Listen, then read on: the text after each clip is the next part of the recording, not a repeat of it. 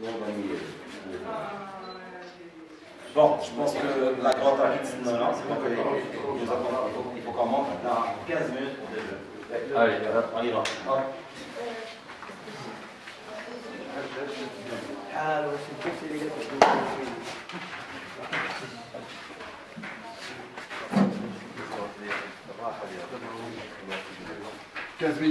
Top chrono.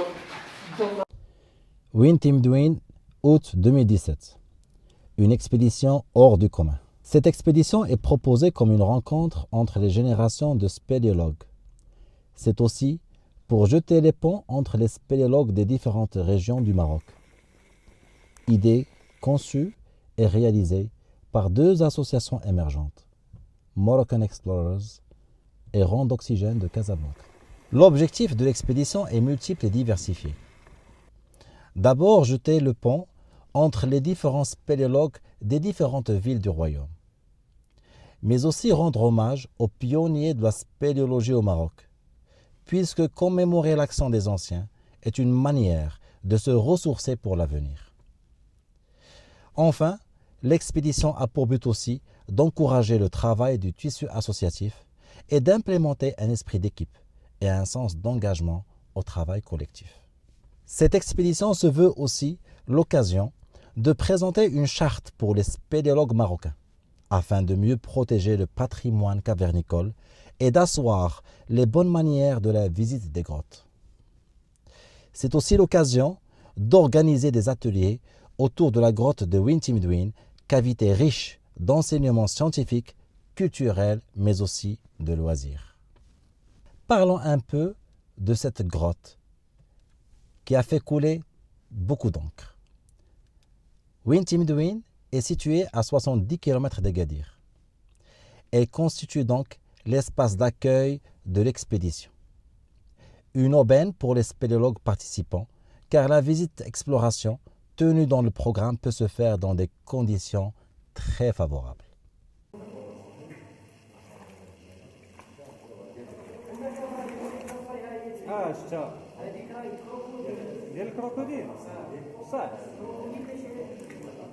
سميتي عشير الحسن زايد في أكادير 1944 مواليد أكادير 1944 وحضرت الزنزال ديال أكادير وأنا بديت الاسبيريو في عام 1980 شهر 3 1980 والسبب بديت من عندي المحل بعشرة وجا عندي واحد الكليان ديالي كيهضروا هو وصاحبو على لي كروت. ملي سالاو سولتو اشنا هو لي كروت اش كديروا؟ قال لي كندخل تحتار. قلت له كيفاش تحتار؟ قالت لي تحتار تندير سبيريولوجي. قلت له ما عرفتش. قال لي الا بغيتي تشوف اجي عندي للدار.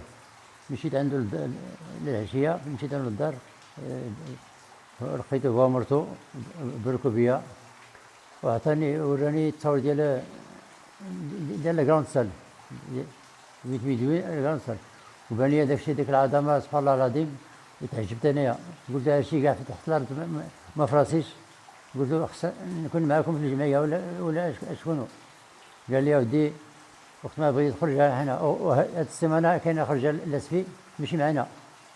قلت ماذا بيا بس نهار الحد مشيت معاهم وحنا 3 طوموبيلات وواحد الترافيك فيه الدراري ديال المدرسه ديال وكا ديال المدرسه وكا ومشينا دخلنا وانا مع دخل لاكروت ديال لاكروت هذاك صاحبي وانا ديما وراه فيما هز رجلي وانا حط ديالي انا خايف فعلا ما سميتو خايف وغادي مع زيد في غادي ما نفرق معاه. مشي لاكروت ديال القران فاس فيه ولقينا ملي دخلنا لقيناها بحال الصح ديالها بحال دينيستر يعني شي عظمات ما مشتو ولكن دابا اللي مشى دابا لقى هذاك الشيء مشى. ودخلنا مع الدراري ديال المدرسه وغادي المدرسه زعمين وانا ديما ورا صاحبي حتى خرجنا ملي غادي نخرجوا مع الخرجه ديال لاكروت. مع الخرجه جات واحد لا سوسوري داز قدام عينيا ونقصت وقال لي هذاك عندك سيتي نشوف سوري وانا ما عمرني شفتهم يدوزوا قدامي. وخرجنا من تما بديت صافي من تما بديت نسبيليو. La grotte Wintimduin est située au cœur du Haut-Atlas occidental. C'est une rivière souterraine et se distingue par un accès facile. C'est une cavité située dans la région d'Imouzer et d'Outanan, à 70 km d'Agadir. C'est la troisième plus longue grotte d'Afrique et la première plus longue grotte du Maroc. Wintimduin, ou encore la grotte des Lacs, est prise en main par des spéléologues marocains d'Agadir en 1986. Ce groupe a exploré, en plus des galeries principales et annexes, des galeries latérales et a confirmé le développement total de la grotte qui est de plus de 19 km. Le cadre géographique offre un panorama agréable pour les participants. Le climat de la région assez clément a été un atout pour visiter sans hésitation cette grotte. L'accessibilité de la grotte permet aux jeunes de pouvoir faire la visite sans grand besoin de connaître les techniques de progression alpine. Autant d'atouts font de la grotte de Wintimduin un choix de prédilection pour maintenir la forme chez les spéléologues participants et jeter les ponts entre générations. Et surtout continuer sur le chemin de la formation.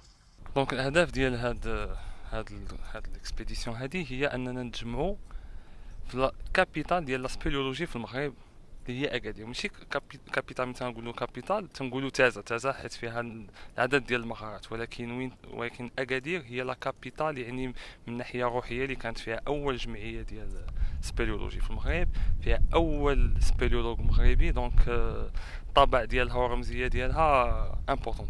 والمهم اللي كان في هذا اللقاء هو اننا نكرموا واحد السيد اللي هو حسن عشير، واحد السيد طيب واخلاقه عاليه واللي عطى الكثير لا سبيليولوجي للمغرب. السبب سيدي كنا جا عيد العرش 3 مارس، عيط لنا القائد قال لك ودي كل جمعيه دير شي حاجه. مشينا للبلديه سميتو الاجتماع وقلنا لي غادي نديروا واحد دوكومونتير ديال الاسبيولوجي. فعلا ساعدنا قال لي واخا جي. بدينا السيمانه الاولى درنا برمي لاك صورناه، ما كملنا كل شيء. قلنا السيمانه الجايه ملي رجعنا السيمانه الجايه جينا مع 8 دخلنا مع 8 الصباح ما دينا لا ماكله ما والو. قلنا غادي 5 السوايع نخرجوا. بدينا من كاتريام لاك تروازيام لاك بدينا كنصوروا حتى الاستديو. بينا وصلنا الاستديو بقينا تما صورنا درنا دي فوتو تما سميتو دي فوتو تما. وحنا راجعين يلا درنا واحد 300 متر بنينا النيفو ديال الماء في هاد البلاصه طالع. قلنا ملي جينا ما كانش هذا الماء، كان شي حاجه شكينا واش كاين شتا باش ما زدنا حتى قلبنا واحد البلاصه تيقول لي لاكليز ما بيننا وبين البلافون. يلا فين دير راس ديالك هكذا طلع بزاف. حيدنا الكاسك باش دير هكذا باش دوز. تهزنا من الماء فتنا قلنا اوفا الحمد لله. جينا وصلنا هنا فين كان سميتو البالكون. من تما لقينا نسيفهم ما قدرناش نخرجوا مازال. من تما بقينا اش غادي نديروا ما الضوء ما كانش خليل. اش غادي نديروا ما عندنا والو. وعندي البيل ديال البروجيكتور ديال الكاميرا. صاحبنا جانو هو اوليفيي قال راه هذاك سميتو باش نحاول سميتو ما الدبس خرج وحصل هنايا حدا قريب لهذا.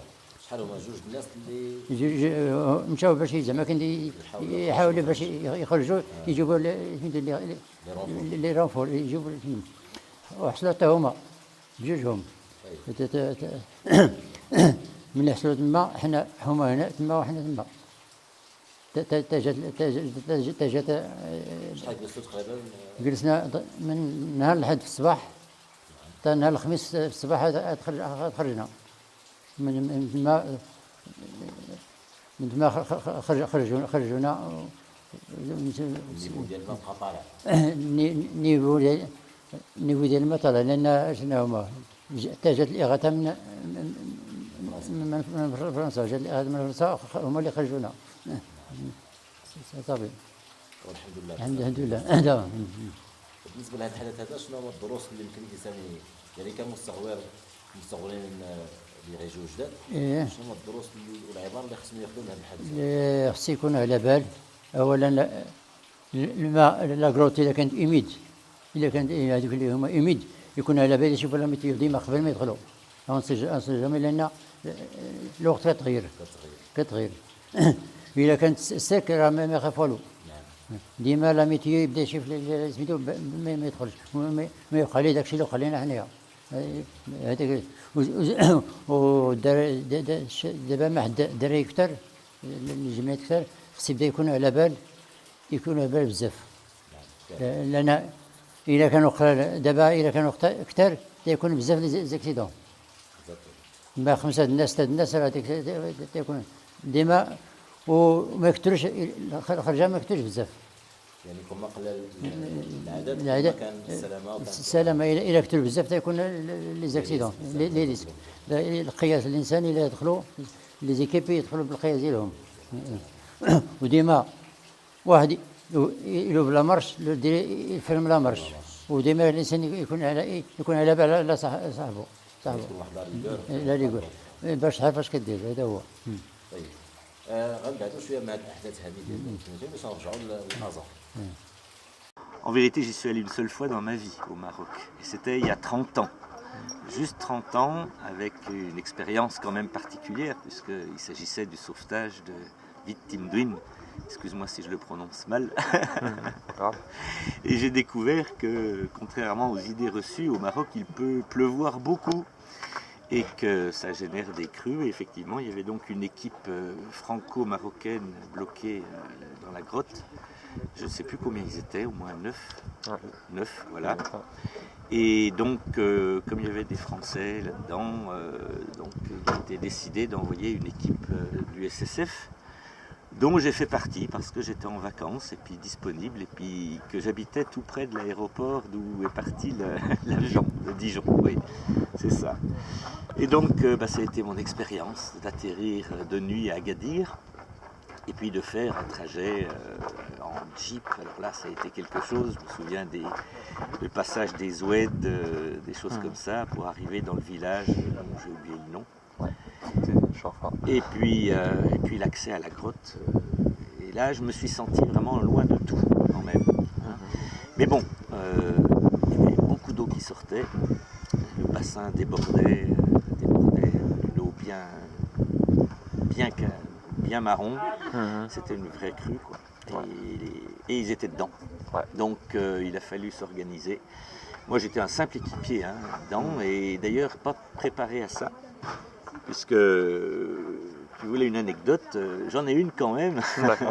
C'est quand même que j'aurais dû me noyer.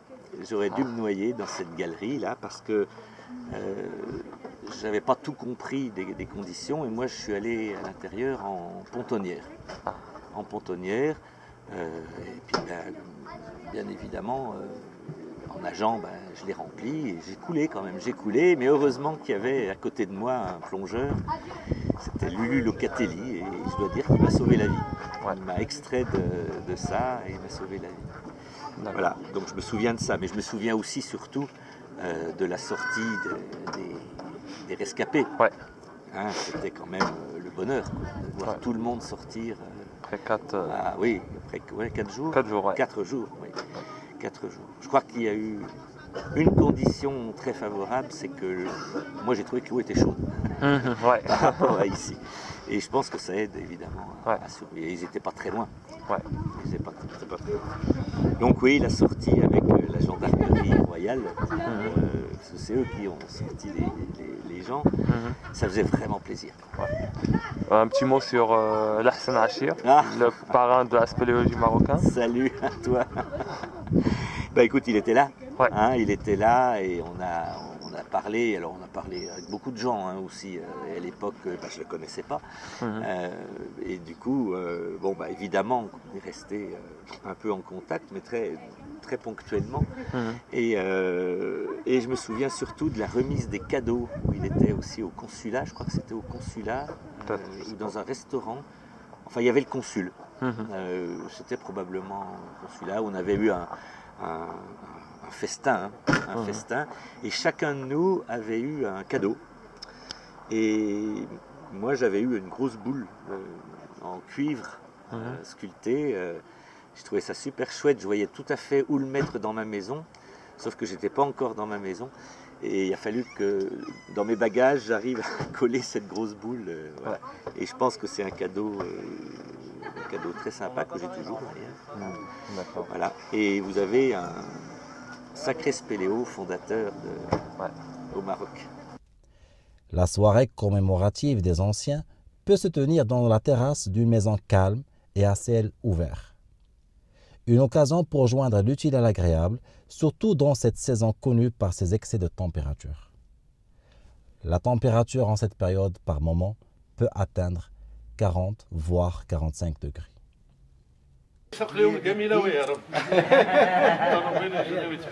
لي بيدي النهار الاول مشينا كانوا الناس اللي كانوا كيحترفوا هذه الهوايه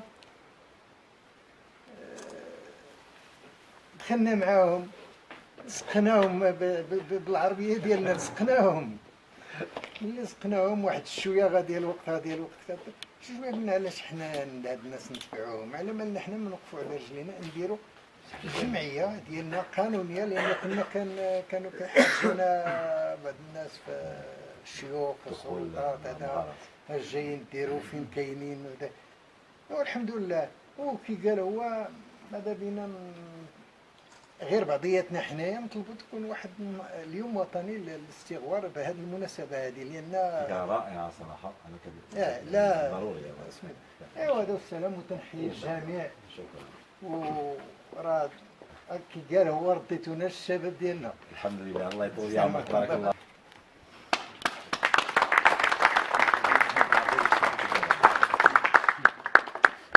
شكرا. وراه من عند واحد صاحبك كيعرفك.